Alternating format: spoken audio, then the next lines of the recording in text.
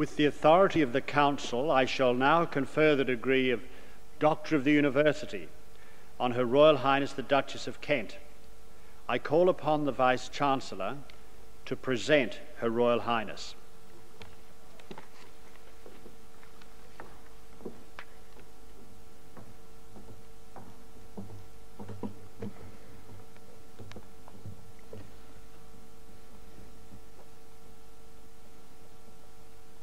Chancellor, the Council of the University has resolved to award the degree of Doctor of the University to Her Royal Highness the Duchess of Kent.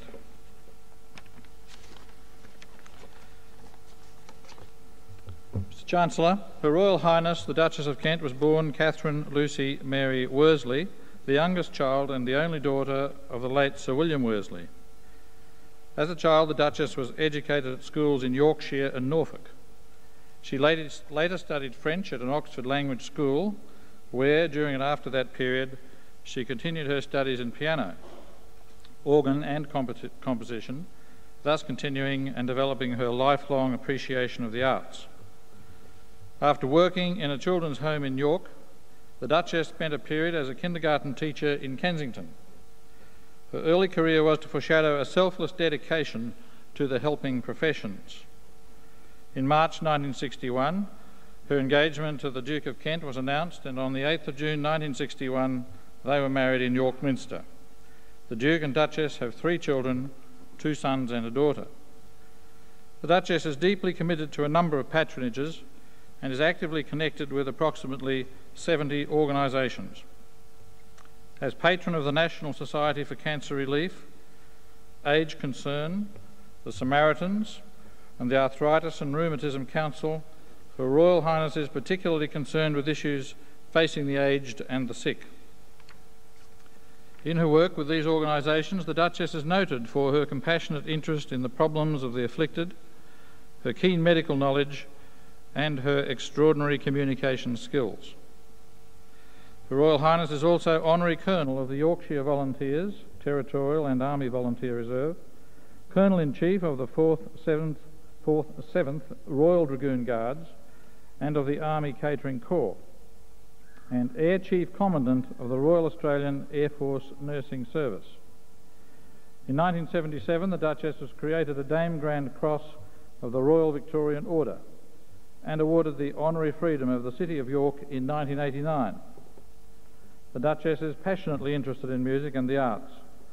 Her Royal Highness is an accomplished pianist and sings regularly as a member of the Bach Choir. Musical patronages are naturally prominent in her official round.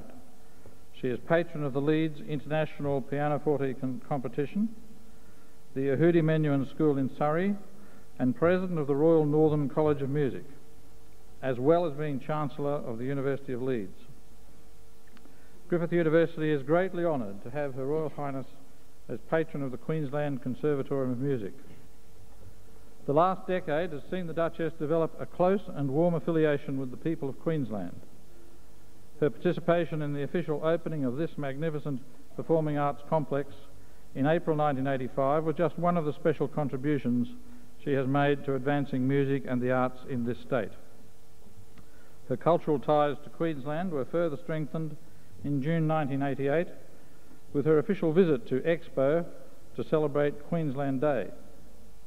It is hoped that tonight's graduation ceremony will add to the atmosphere of respect and friendship which has developed over recent years. It is fitting that the Council of Griffith University should honour the Duchess of Kent in recognition of her distinguished services to our community. Mr. Chancellor, it is with great pleasure that I present to you Her Royal Highness the Duchess of Kent, Dame Grand Cross of the Royal Victorian Order, for admission to the degree of Doctor of the University.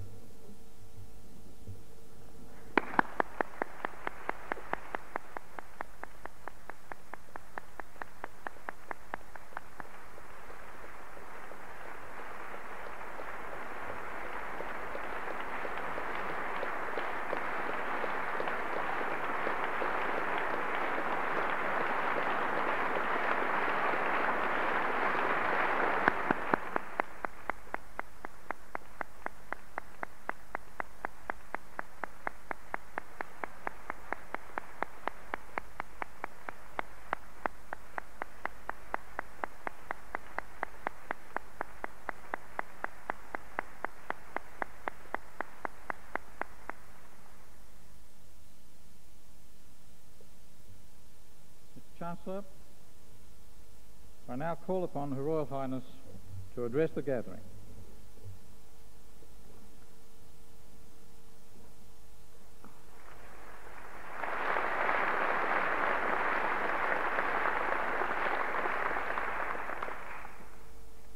Chancellor, Lord Mayor, Professor Webb, Professor Camden, distinguished guests, ladies and gentlemen. I hope I shall not need to convince you how honoured I am to become an honorary doctor of Griffith University. This is for me an occasion not to be forgotten, and the more so because I have always been so proud of my connections with the Queensland Conservatorium of Music, especially since its provost and director is a virtuoso of the highest distinction, respected and admired among musicians everywhere. I have enjoyed hearing from him about the remarkable progress which the Conservatorium has made, and I thank him and all of you for inviting me to remain as patron now that the Queensland Conservatorium has become part of Griffith University. It touches me very much that I shall remain here. I hope you will not think it inappropriate if I, speaking as one new graduate to others, congratulate them most heartily upon their achievements. I do this with the greater vigour because they had to earn their degrees, and I did not. For you, the new graduates, this is a day of joyfulness, a sense of satisfaction, even mild surprise that somehow all the work was accomplished and the high standard demanded by the university reached. But of course today's ceremony does not mark the end of our musical education. Rather, it marks at the most the end of the beginning. The poet says, "Adventure on, more wonders are in thee." I feel sure, as all your proud parents, families and supporters here today will feel equally sure, that over the years your prowess as musicians will bring pleasure not only to yourselves, but to countless others besides, who will be able to appreciate, thanks to your skills, the wonderful and mysterious power which music has to uplift, inspire, and console. I cannot help feeling, Chancellor, ladies and gentlemen, how proud and perhaps surprised those who were responsible for the establishment of the Conservatorium 35 years ago must be. People of determination, they no doubt were and are. They had a vision of an institution which would bring to Brisbane the best teachers and students and would also provide a focal point for the musical activities of the community. That the Conservatorium has done, but on a scale which only the most hopeful could have imagined. It is now the largest music school in Australia and has high international reputation in performance and academic studies. I see with pleasure that overseas students are currently enrolled from China, France, Spain, Korea, Taiwan, Hong Kong, and Great Britain. Therefore, you allow music to fulfill one of its most important, enduring, and distinctive functions. For whereas lack of a sophisticated command of a particular language is a common barrier to a study at a high level in almost every academic subject, music has its own language and stretches readily across man-made frontiers. Let me also express my deep pleasure at being again in Queensland. I was last here during Expo 88, and already it is evident to me that many momentous changes have taken place in that brief span. I'm looking forward to inspecting the work which is underway on the former Expo site and to hearing more about the South Bank project. That imaginative development will, I'm sure, make Brisbane even better known all over the world. Of course, Brisbane has been a long and familiar name to those who follow cricket. The miracles of modern communication mean that countless people in England now have an image of the city firmly imprinted upon their minds. I almost said, and sometimes painfully than well here. since English teams have sometimes fared less painfully than well. Yours is now a very large city. In Brisbane and nearby live some 3 million people, smiled upon by what seems to the English visitor almost perpetual sunshine, and blessed by that wonderful desire of spaciousness, freedom and variety which are the special hallmarks of Australia. I realize that countless people have taken immense pains over the arrangements for my visits to Ipswich, Gladstone, Maryborough, Hervey Bay, the Fraser Island National Park, the Torres Straits, Mackay, Cairns and Brisbane itself. To them all I express heartfelt thanks. It will be a pleasure to me to meet many Queenslanders as I continue my travels around this vast state, into which the whole of the United Kingdom would fit 7 times, and England 10 or 11 times. If I mention that the population of England is over 43 million, you will see what I mean when I say that the sense of distance and boundlessness strikes immediately at the sensibilities of an English visitor. In Australia, you have in recent years been following a policy of amalgamations and concentration in the realm of higher education.